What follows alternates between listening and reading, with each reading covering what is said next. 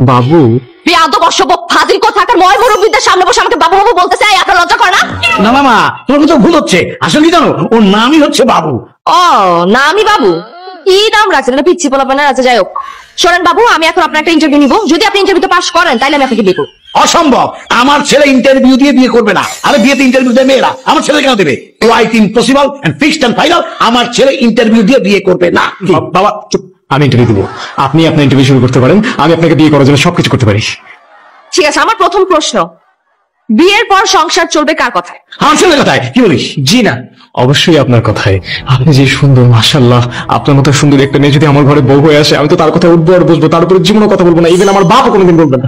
Very good. তা আপনাদের বাসায় কাজের লোক কতজন? একজন না, অতীতও ছিল না, বর্তমানেও নেই, ভবিষ্যতেও থাকবে না। ঘরের বউ বাসায় কাজ করবে, কাজের লোক রাখবো কি করতে? আপনার কথা শুনে মনে হইতেছে আপনি বাসায় না কাজের লোক নিয়ে যাইতেছেন, আপনার ছেলের বউ নিয়ে যাইতেছেন না। সরি বাবু। আমাকে বাবু বলার জন্য থ্যাঙ্কস। আপনার নাম বাবু, এই জন্য আপনাকে বাবু বলে ডাকছি। মিস্টার বাবু, আপনি ইন্টারভিউতে ফেল, আপনি এখন আসতে পারেন। আরে না না না না, আমার বাবা তো না বুঝে বলছে। আব্বা, ইন্টারভিউ আমার চলতেছে, তুমি কেন মাঝখান দিয়ে কথা বলতেছো?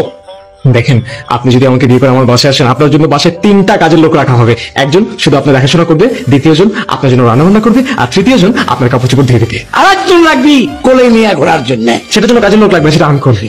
Very good. তো এখন বলেন, আপনি কি বিয়ের পর আপনার স্ত্রীকে নিয়ে আলাদা থাকবেন নাকি আপনার এই বাবার সাথে থাকবেন? অবশ্যই আমার ছেলে আমার সাথে থাকবে। কি বলিস? মিস্টার বাবু, তাহলে আপনি ইন্টারভিউতে ফেল, কারণ আমি বিয়ের পর আমার জামাইয়ের সাথে আলাদা নিরিবিলি একা থাকতে চাই।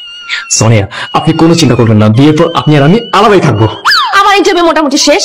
আমি অত্যন্ত আনন্দের সহিত আপনাকে জানাচ্ছি যে আপনি ইন্টারভিউতে ফেল করছেন। আমি তো আপনার কথা মতো সবকিছুতে হ্যাঁ হ্যাঁ বললাম, কিন্তু তারপর আমি ইন্টারভিউতে ফেল কেন? হ্যাঁ হ্যাঁ করছেন দেখি তো ইন্টারভিউতে ফেল করছেন। আমি আপনাকে বললাম বিয়ের পর সংসার চলবে কার কথা, আপনি বলেন আমার কথা। কেন রে ভাই, বিয়ের পর সংসার যদি কোনো একটা মেয়ের কথা চলে, সেই সংসার তো অশান্তিই থাকবে, কারণ মেয়েদের মাথায় তো বুদ্ধি কম থাকে।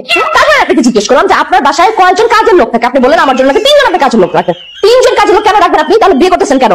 আপনি বিয়ের পর যদি কাজের মেয়ে 3জনকে রেখে আপনার বউরা একদম মাথার উপরে করে রাখেন, তাহলে তো সেই সংসার তো সুখের হবে না। তারপর আপনি কি বললেন? আপনি বিয়ের পরে আপনার বাপকে রেখে বউর সাথে আলাদা থাকবেন।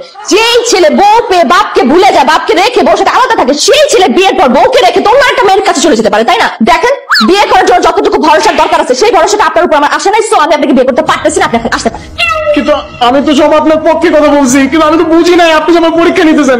এই কথাটা বললেন, আপনি প্রমাণ করে দিলেন যে আপনার মাথার মধ্যে আল্লাহ কিচ্ছু দেন না, বুদ্ধি আছে না, কোনো ঢিল আছে না, কিচ্ছু আছে।